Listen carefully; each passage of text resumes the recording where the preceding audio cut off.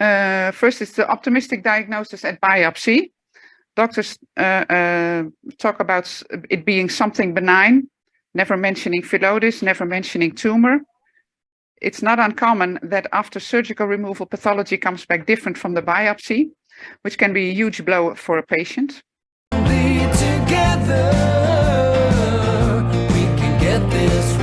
Because there are many uncertainties for us as a doctor, but also for them as patients. So Marloes, Yes. The floor is yours.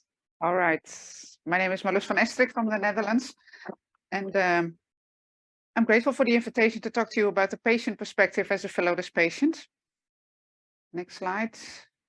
Before I was diagnosed with Phyllodes, I've had several fibroedema removed from my left breast. Ever since I was 16 years old. I'm 53 years old now. All surgeries were performed at a local hospital. And by 2009, at the age of 40, it was like an annual event. But my surgeon, who had several Phyllodes patients before, told me, when in doubt, get it out. And the lumps were very visible as well, like a goose egg on top of my breast.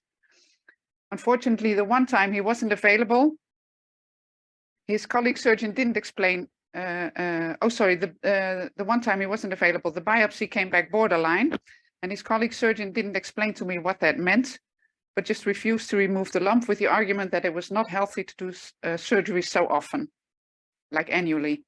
But 3 months later, my regular surgeon came back, removed it, but was unable to get clear margins at this point.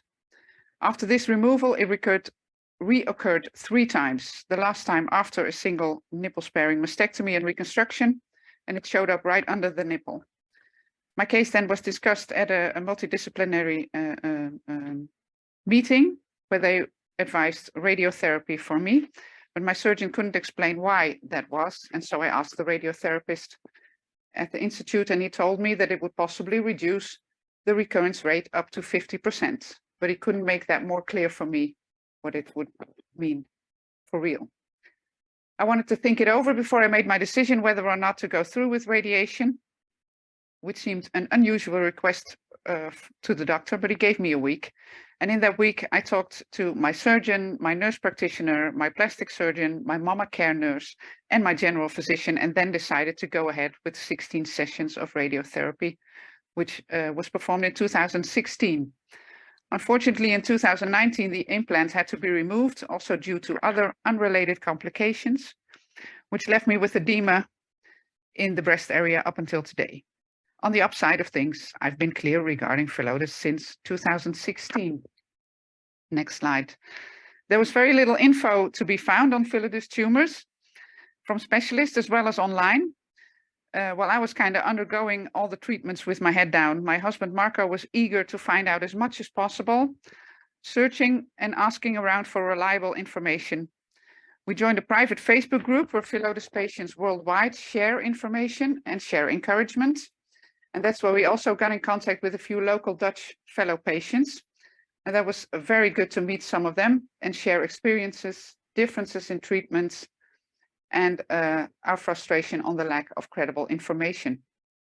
My husband Marco channeled his frustration into action, triggered by one instance where a radiation nurse had asked him what kind of tumor I was being treated for, because she tried to research it and couldn't find anything, leaving Marco feeling, to put it bluntly, if they don't know what they're treating, what is my wife doing here? It set him off to search online for credible and reliable information, studies and data, and he put that all together in a website he built to be found by current and future Phyllodes patients. And to get this website noticed and shown and linked on national cancer websites, it was crucial to have all info on it checked and verified by an oncologist, preferably specialized in Phyllodes.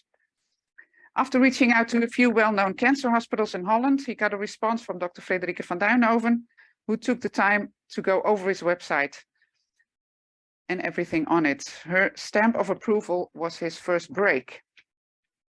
Along with 2 fellow patients, we set up the Dutch Phyllodes group, and we later joined the Dutch Sarcoma patient platform, which has helped us tremendously with their resources and international contacts. And with some voluntary help, the following clip was developed, which I show a small portion of, which is available via our website and YouTube channel in Dutch as well as English. Phyllodes is a rare tumor in the breast. It's a fast-growing lump or swelling in the connective tissue in the breast. It shows a leaf-like pattern of cells. That's why it's called Phyllodes, Greek for leaf. What we've done so far, we've been creating and distributing Phyllodes flyers with information for patients and specialists. We've been organizing patients meetings, both live and online, some with a specialist joining in. We've organized an international webinar with specialists from the Netherlands and the US. We've been writing articles, interviews, and columns for the magazine of the Dutch Sarcoma Patient Platform. We've been answering questions, and still are, regarding Phyllodes that come in via the Sarcoma helpline or our website.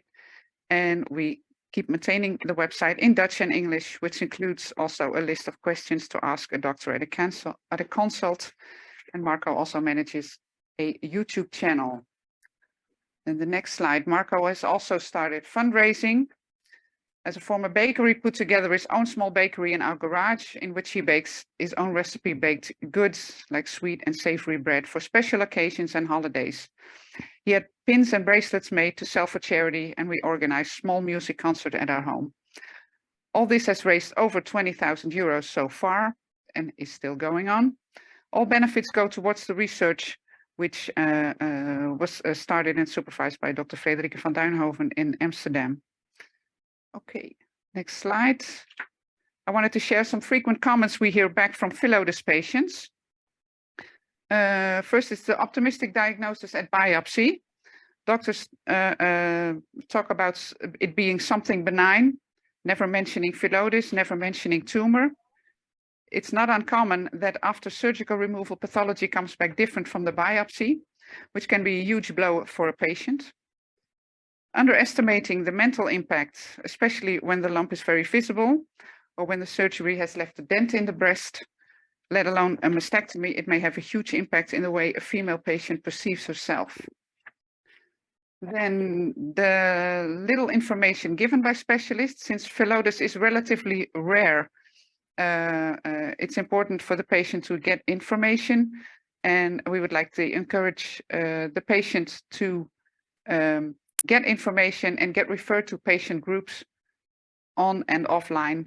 And also, for instance, Dr. Laura Rosenberger, who was mentioned before from the US, has joined the closed Facebook group to spread word about her study, finding participants, but also learning from the patients' comments in the group. Onto radiation. If radiation is performed, we hear that radiation is often presented as a mild treatment, where mainly the pros are mentioned and only a little fatigue as a side effect, as a con maybe. For me, I only heard of radiated tissue being difficult to do surgery on after radiation. I heard that only years after my radiation had finished. And it was an unpleasant surprise. And it's good that there's more emphasis now on the long-term effects of radiation, I think.